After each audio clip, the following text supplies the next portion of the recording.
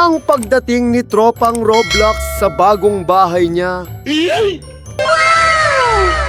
Ang ganda ng araw ngayon ah. Sana ito na yung bagong simula. Dito ko na mahanap ang tahimik na buhay. Ba, may dumadating. Sino to? Ang aking kapitbahay. Ay, sa'yo. Magandang araw. Hi! Bago ka lang dito, no? Ako nga pala si Luna. Welcome sa Brookhaven. Oo, kakalipat ko lang. Salamat. Tahimik ba talaga dito? Tahimik naman. Pero may mga kwento tungkol sa lumang bahay na yun, no? At si Mayor De La Cruz dumating habang nag-uusap sila Luna at Tropang Roblox. Magandang araw. Ako si Mayor De La Cruz. Welcome sa Brookhaven. Magandang araw din po, Mayor. Salamat po.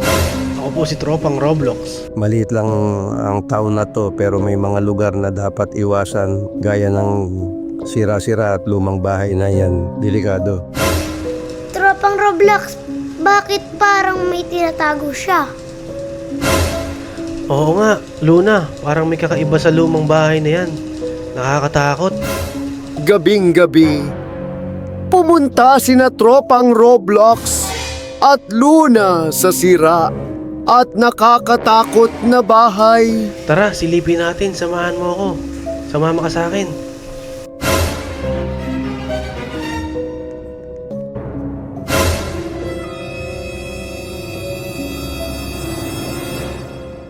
Kinakabahan ako, pero gusto ko malaman ang totoo. Kung may tinatago talaga sila, panahon na para ilabas yan.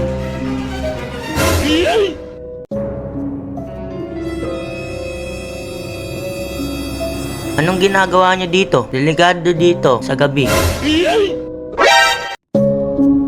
Detective Kai, ikaw pala. Alam mo ba kung anong meron dito? May tinatawag silang Project Shadow, isang eksperimentong ng mayor. At biglang lilitaw si Shadow sa likod nila. Umalis na kayo dito! Ito ay lugar ng mga anino! Sandali, sino ka ba? Anong totoo? Ako ang resulta ng eksperimento. Ako ang bantay ng lumang bahay nito. Pero sawa na ako sa pagtatago. Pwede mo ba kaming tulungan? Ilantad natin ang katotohanan.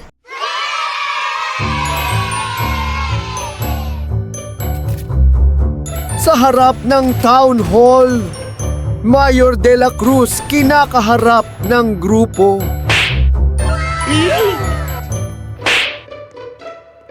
Mayor, tapos na ang paninilang mo. Alam na namin ang Project Shadow.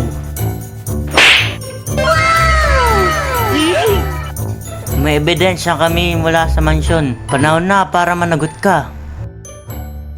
Hindi niyo ako mapipigilan.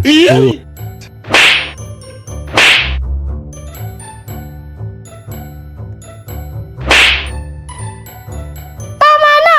Panahon na para tigilan mo ang katiliman! At mula sa town hall, pinatalsik ang mayor. Peace na ulit sa Brookhaven. Salamat sa lahat. Ngayon alam ko na, minsan ang tahimik na lugar may tinatagong ingay.